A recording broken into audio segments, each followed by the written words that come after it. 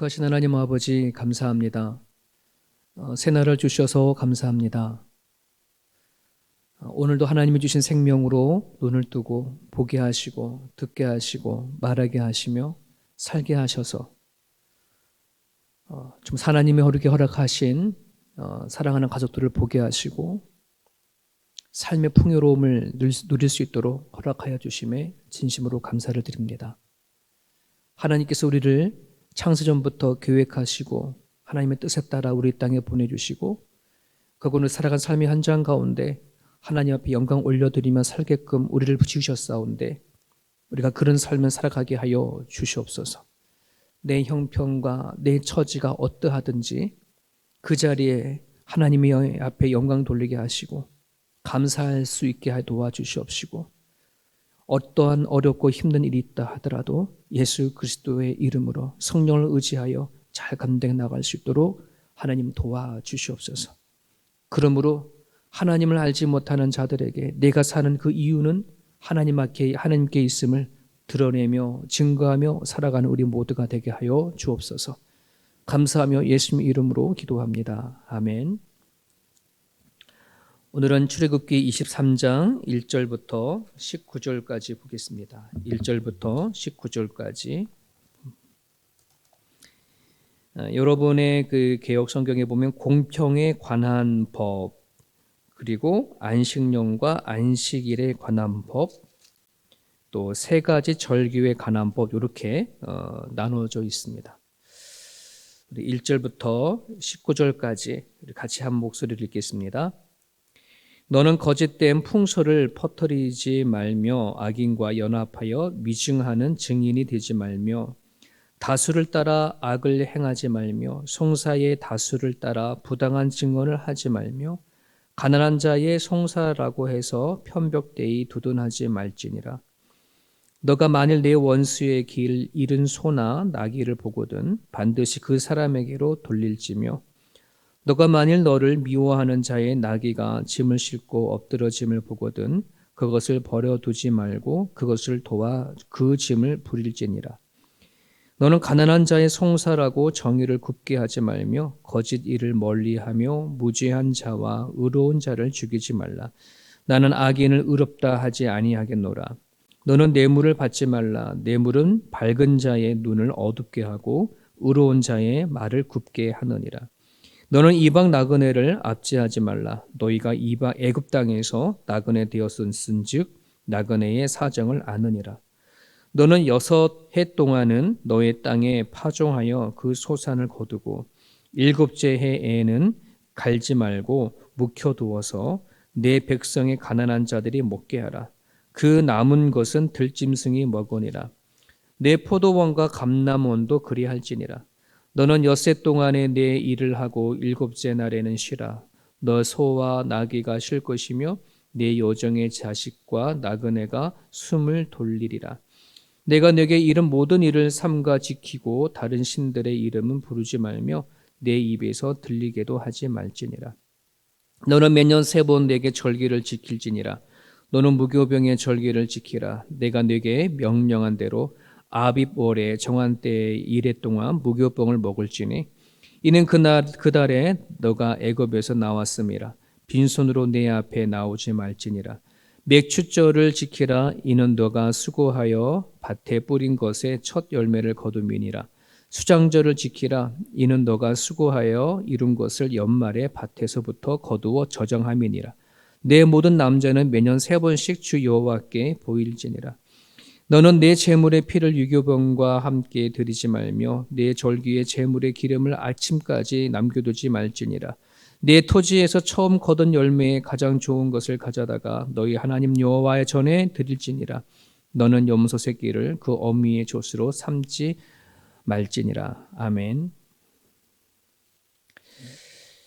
네, 이 말씀을 한 구절 이거를 다 설명하기는 시간상도 너무 그렇고 또 여러분들이 이거 읽는 과정 가운데 이해가 안 되는 부분들도 별로 이제 없습니다.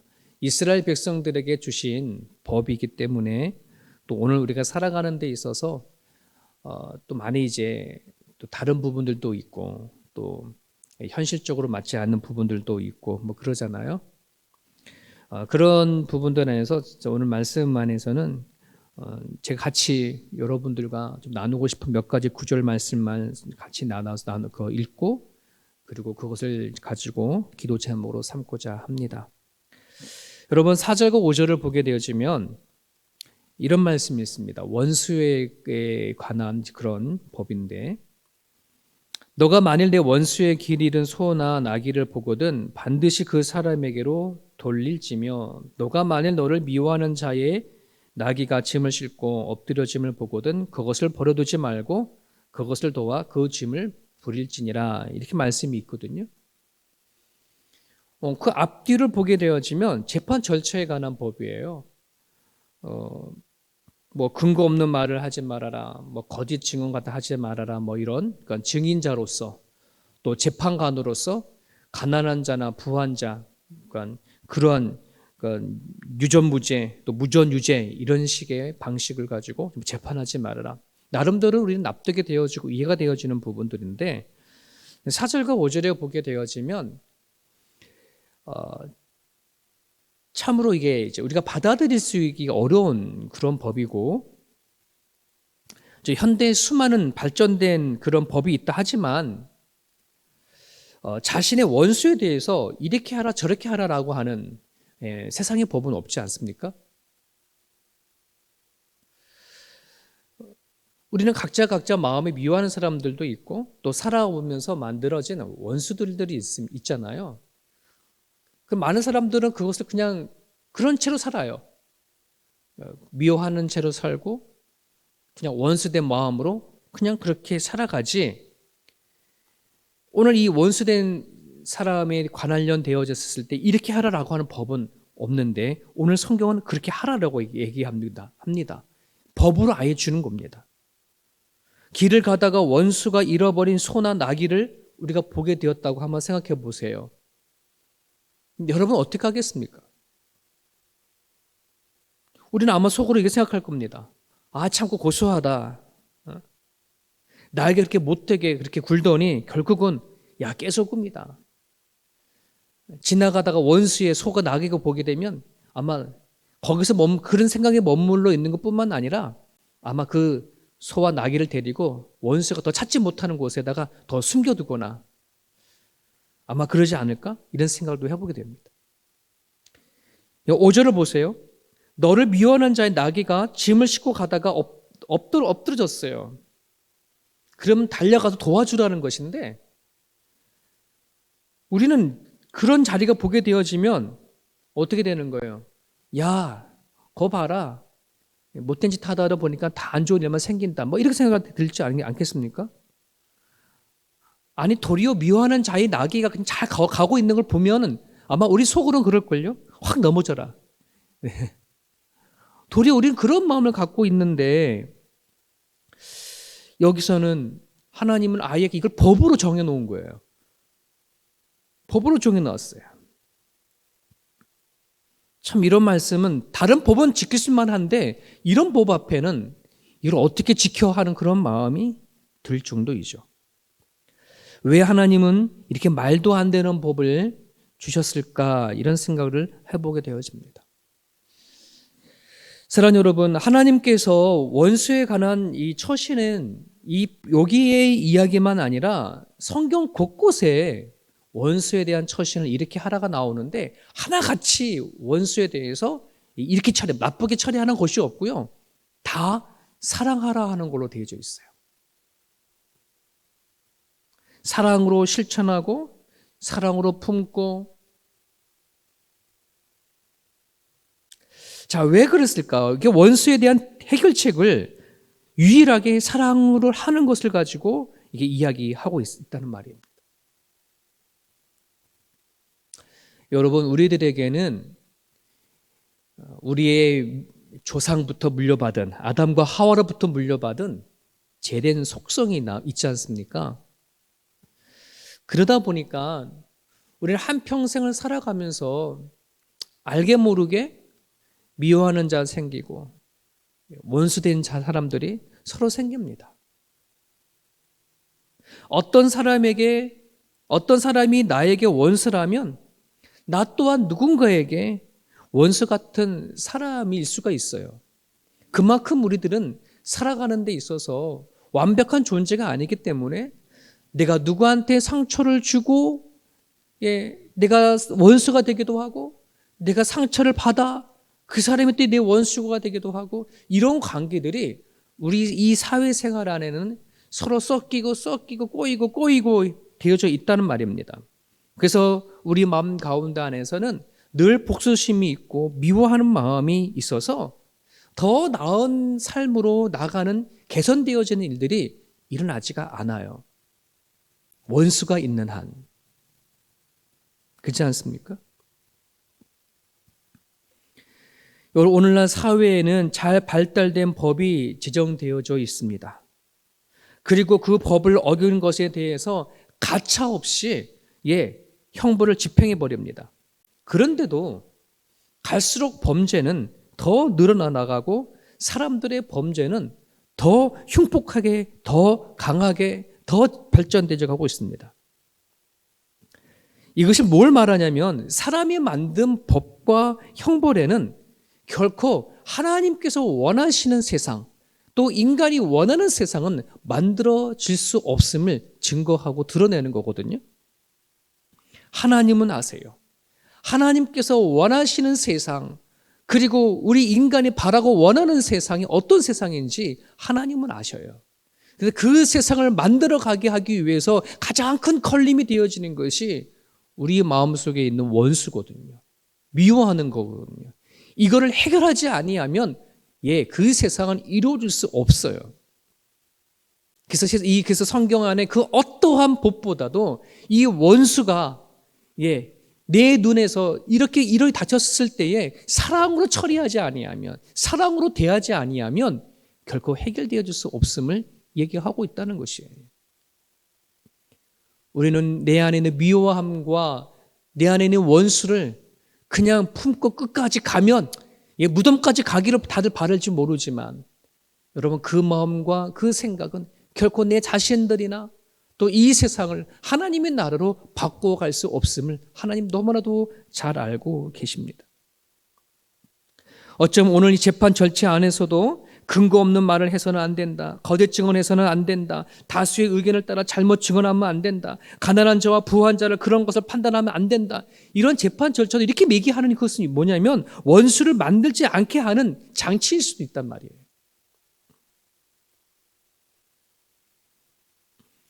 사랑하는 여러분, 이걸 해결하지 못하면 내 안에 있는 원수, 내 안에 있는 미움이 해결되지 아니하면 하나님의 나라는 이루어지지가 않습니다. 원수를 처벌하는 것이 하나님 나라를 이루는 것이 아니라 원수를 사랑하고 품고 그 선으로 베풀 때에 하나님의 나라가 이루어짐을 하나님은 너무나도 잘 알고 계십니다. 그래서 이걸 법으로까지 정해 놓으신 거예요. 만약에 너 원수의 나귀가 길거리 가다가 보이거든, 찾아서 갖다 줘라. 원수의 나귀가 짐을 싣고 가는데 엎드러졌다. 그러면 같이 세워줘라. 이게 뭐다? 기회다, 기회. 원수와 마음이 풀 기회. 미워하는 자와 마음이 풀 기회. 그 기회를 놓치지 말라라고 주시는 법이에요. 혹시 우리가 살아가는 과정 가운데 그런 것을 보거든, 그런 때가 주어지거든, 기회다. 이 말씀을 기억하시고 우리가 한번 실천해 볼 수 있는 그런 우리들의 모습이 됐으면 좋겠습니다. 우리 한 절 또 같이 보기 원하는 것은 14절부터 17절까지는요, 이스라엘 백성이라면 반드시 지켜야 할 세 가지 절기를 얘기를 하고 있습니다. 하나는 무교병을 먹는 무교절입니다. 무교병, 누룩을 넣지 않는 그런 떡이지 않습니까? 이때 언제 먹었냐면 이스라엘 백성들이 애굽에서 출애굽 나올 때에 누룩을 넣으면은 그게 부풀고 그게 빵 만들고 이럴 시간이 없고 하니까 그냥 누룩을 넣지 않은 상태에서 만들어서 급히 먹고 나오는 과정 가운데 먹었던 음식이거든요. 그래서 이 무교병의 명은 고생, 또 수고, 고통 이런 것을 상징하는 그런 음식입니다. 여러분, 하나님께서 이스라엘 백성들에게 선막을 지으라고 가르쳐 주셨을 때에 그 선막 안에, 성소 안에 들어가면 왼쪽에는 금촛대가 있고요, 오른쪽에는 진설봉을 놓게끔 해놨어요. 왼쪽에 있는 금촛대도 예수 그리스도의 빛을 상징하는 그것이고, 오른쪽에 진설병, 이 무교병을 얘기하는 거거든요.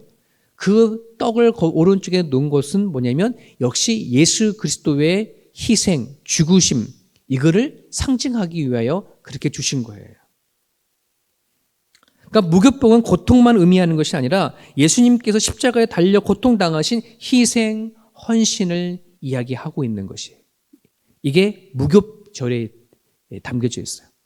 그 다음에 맥추절이라고 한 말인데요, 밭에 뿌린 첫 열매를 거둔 날입니다. 이 날을 뭐 초실절, 칠칠절, 오순절이라는 말도 같이 쓰기는 하는데요, 이 절기는 부활의 첫 열매가 되신 예수님을 상징하기 위한 그런 절기예요. 또 하나의 지킬 그 절기가 뭐예요? 수장절. 이 수장절은 거두어 들여 깊이 간직한다 하는 말이거든요. 수장. 그러니까 과일이나 곡식 등 추수한 뒤에 창고를 창고에다 집어넣는 절기예요. 그러니까 마치 요즘에 추수감사절과 같은 그런 날이죠. 이때 모든 수확을 다 거둔 이후에 이스라엘 백성들은 광야에 나가서 나무로 초막을 짓고 7일 동안 생활을 합니다. 그래서 애굽에서 나와서 광야 생활을 했던 것을 기념하기 위한 것이죠. 그래서 이때를 장막절이라고도 얘기를 하는데, 여러분, 이 수장설은 무엇을 상징하고 얘기하고 있냐 그러면 예수 그리스도의 구원을 통해서 장차 우리가 하나님의 나라에 들어가 함께 기쁨으로 살아갈 그 때를 기념하게 하기 위한 상징하는 절기예요. 그래서 하나님께서 이스라엘 백성들에게 절대적으로 지켜라라고 하는 세 개의 절기는 모두 다 장차 오실 구원자이신 예수 그리스도와 모두가 연결이 되어 있어요. 예수 그리스도의 희생과 죽음, 예수님의 부활하심, 예수님을 통해서 우리가 구원을 받고 나 장차 하나님 나라에서 영원히 살, 그것까지도 다 얘기하고 있는 거거든요. 그래서 우리가 흔히 오늘날 우리가 드리고 있는 그 이 예배는 하나님께서 구약시대 때 이스라엘 백성들에게 반드시 드려야 한다라고 하는 그 절기에 갖고 있는 모든 상징과 모든 의미가 우리 예배 가운데 다 들어있어요. 그래서 우리가 매주 드려지는 예배, 또 새벽 예배, 그 모든 예배 안에는 예수님의 죽으심과 부활하심과 영원롭게 하심들이 예배마다 있거든요. 이거를 우리가 꼭 기억하셨으면 좋겠습니다.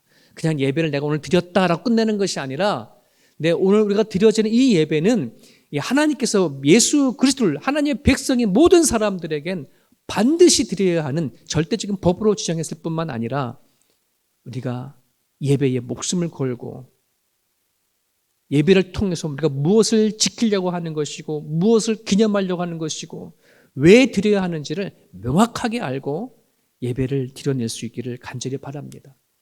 여러분, 코로나 이 기기 가운데 우리가 대면 예배를 드리지 못하면서 점점 사람들의 의식 가운데에 예배에 대한 의식이 점점 희미해져 가고 있습니다.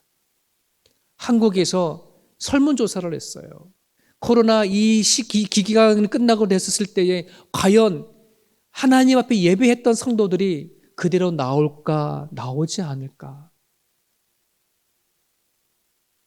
45%가 줄어든다고 그래요. 한국의 설문조사를 의해 보면 기존에 나왔던 성도들 가운데 45%가 줄어들 거다. 어마어마한 반 정도 숫자가 교회 안 나올지도 모른다라고 그렇게 설문을 조사하는 거예요. 그만큼 예배에 대한 의식이 점점 사라질 수 있어요. 사랑하는 여러분, 마지막 때입니다.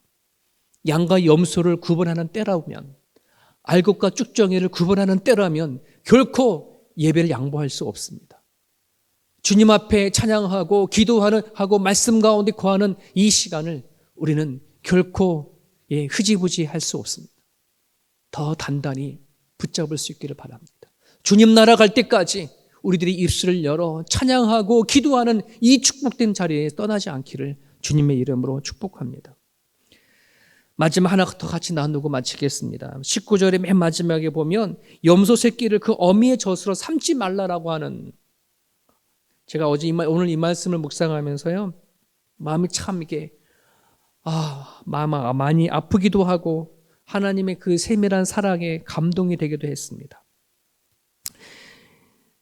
이 당시에 근동 사람들은 염소 새끼를 잡아먹을 때 더 부드럽게 하고 더 맛있게 하기 위해서 이 어미 젖을 짜가지고 그 젖에다가 염소 새끼를 집어넣어서 요리를 했다고 합니다.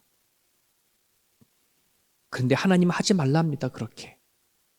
하찮은 그런 짐승일지라도 여러분, 엄마의 젖이라는 것은 생명의 근원이 되잖아요. 새끼에 대한 사랑의 근원인데 그 엄마 젖에다가 새끼를 삶는 거예요. 먹으려고. 이게 얼마나 비윤리적이고 비신앙적인 걸까요? 하나님은 그거 그렇게 하지 말라는 거예요. 하나님은 이러한 마음을요, 레위기에는 어미와 새끼를 잡을 때도 같이 잡지 말라고 금지시켰어요. 신명기에는 공중에 나는 새도 엄마 새와 새끼 새를 같이 잡지 말라고 했어요. 우리 하나님은 그런 하나님이에요. 사랑의 하나님이에요. 생명을 주는 어미에 대한 경외심, 이것을 강조하기 위한 것이에요. 지금의 시대는 생명을 경시하는 시대라고 얘기하지 않습니까? 여러분, 하나님은요, 생명을 너무너무 사랑하시고요, 그 생명의 가치를 우리에게 알게끔 끊임없이 우리 가운데 얘기를 하세요. 하루하루 우리가 숨쉬고 살아가는 이 생명이 얼마나 소중하고 귀한 것인지, 이것을 여러분들이 알고 살아간다면 헛되한 인생, 그냥 내 마음 내 뜻대로 막 사는 인생이 되지 않을 줄 저는 믿습니다. 지난주 성경 주일날 성경 공부반에서 이제 성경 공부하다가 그런 말씀 같이 나눴는데요. 사람들이 왜 죽음을 끝이라고 생각하느냐? 야, 사람 죽으면 끝이야. 끝이 아니고 싶은 거예요. 솔직히 말하면. 끝이기를 바라는 것이에요. 왜? 사람이 죽은 다음에 또 다른 어떤 삶이 있으면은 지금 자신이 살던 삶에 대해서 뭔가 버리고 내려놓을 게 너무 많으니까 그냥 이렇게 살다 이걸 만족해. 죽으면 그걸 끝이고 싶어. 이런 거거든요. 그런데요, 죽음은 끝이 아닙니다. 이 땅에 살았던 생명보다 더 명확하고 더 확실한 그 생명이 우리 앞에 기다리고 있습니다. 사랑하는 여러분, 하나님이 우리들에게 주시는 이 생명, 하루하루의 이 생명, 가치 있는 생명이 되어줄 수 있기를 바라고요. 하나님께서 뜻이 있어서 우리에게 주신 생명일 줄 아오니 이 하루를 헛되리지 아니하겠고, 여러분들이 오늘도 있는 그 초소에서 같이 말씀 묵상하고 기도하고 하는 이 순간들을 위해서 어쩜 하나님께서 우리에게 생명을 연장시켜 주신 것을 믿고 하나님 앞에 감사하시며 살아갈 수 있기를 간절히 바랍니다. 이 아침에 우리가 기도할 때에 세 가지 놓고 기도하기를 원합니다. 하나님의 나라를 위해 사는 존재가 되어줄 수 있도록 여러분 기도하여 주시기를 바랍니다. 원수를 향한 생각을 전환할 수 있게 달라고 여러분 기도해 주시길 바랍니다. 우리는 이거 잘 전환시키지 않거든요. 하나님 안에 내가 미워하는 자, 원수에 대한 생각 전환이 일어날 수 있도록 기도해 주시고요. 매주일 드려지는 예배에 온 마음과 온 생각에 집중할 수 있도록 여러분 기도해 주시길 바랍니다. 마지막으로 오늘 내가 살아가고 있는 이 시간, 이 생명, 하나님이 주신 생명인 줄 알아. 헛된 생명 살아가지 않게 달라고, 하나님을 위해 주어진 인생을 살아갈 수 있게 달라고 그렇게 기도드렸으면 좋겠습니다. 오늘도 이 말씀 붙잡고 기도하시며 하나님 안에서 하루를 승리하는 삶 되어주시기를 간절히 바랍니다. 기도하겠습니다.